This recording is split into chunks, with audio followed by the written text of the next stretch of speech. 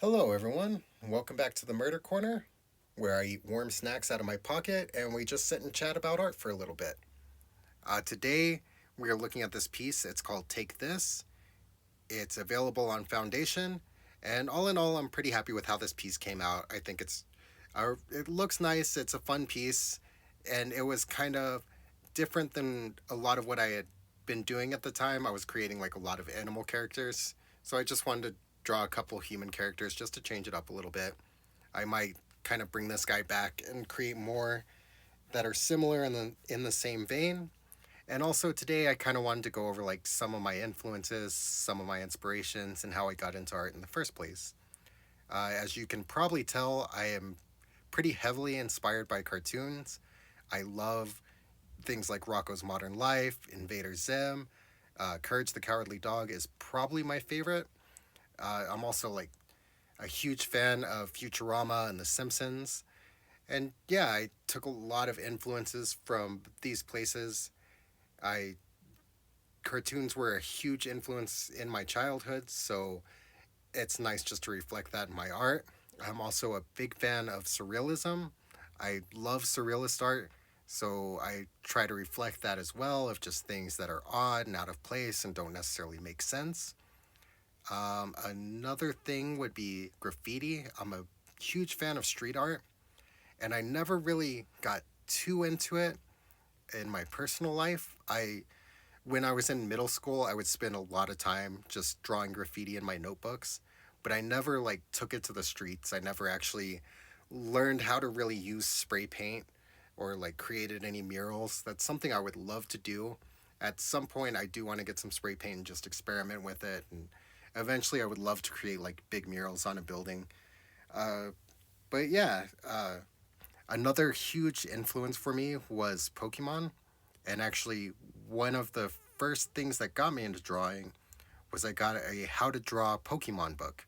And it was like 20 pages or whatever of little instructions of how to draw these different Pokemon. And like most drawing instructions, they were very unclear and they were very unhelpful. So I didn't understand most of them. So a lot of the times I would just trace them and I'd sit and trace over these Pokemon forever. And eventually I got to the point where I could recreate them without tracing them.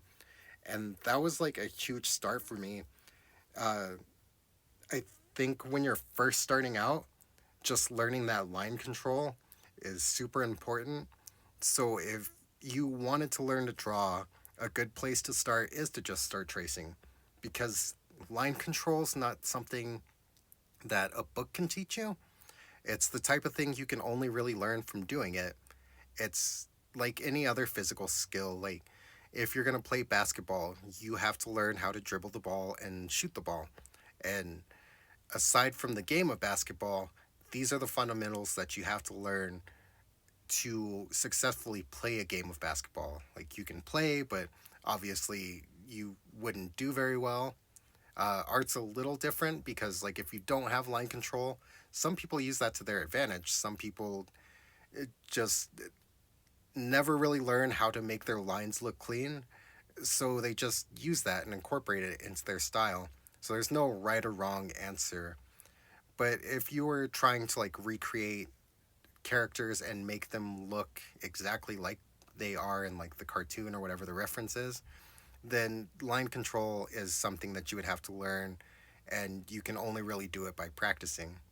And I think a lot of people who say like, "Oh, I can't draw at all. I can't even draw a stick figure." I think it's because they don't have line control and they've never really wanted to learn it or they've never realized that they have to learn that. Uh, Anyone can learn to draw. Like if you have a even slightly steady hand, like it doesn't have to I don't have a steady hand. Like I'm pretty shaky. I'm a pretty jittery person. But as long as like you have control over your hands, you can draw. It's just a matter of taking the time to learn. And it's a very long process and it's pretty tedious because you don't see results very quickly. It a lot of time is just spent creating things that you're going to hate. And so that's why people say that if like, "Oh, I can't draw at all." It's because you have to sit there for months and years and just hours of sitting there trying to draw and hating it and trying to figure out why you hate it and refining that. And then eventually you get control over your hands and you can create those lines perfectly how you want. But that's like, I think that's the biggest barrier for people who want to learn to draw, because everything else is just tricks. Like, it's breaking things down into simple shapes, it's recreating shadows, it's just tricking people's eyes into thinking they're seeing something when they're not.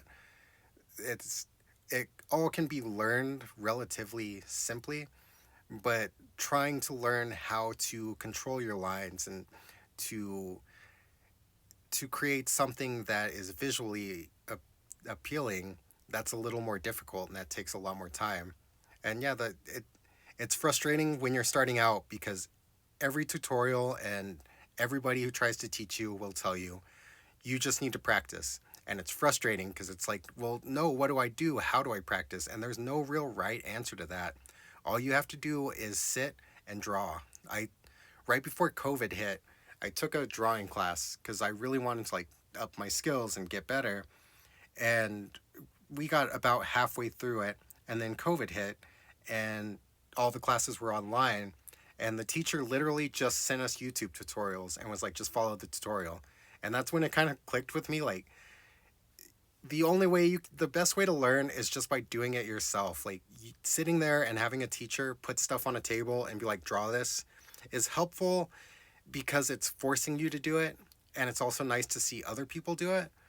But really, the only thing that was standing in your way is you deciding to sit there and to draw and to sit there and to learn. But anyway, I'm running out of time. This drawing's almost over. You can see I put a QR code. I made this into stickers and handed them out in events, and then I finished from there. And yeah, I just kind of wanted to go over how I got into art and where my inspirations came from. So I hope you guys have a great day. I'll see you next time.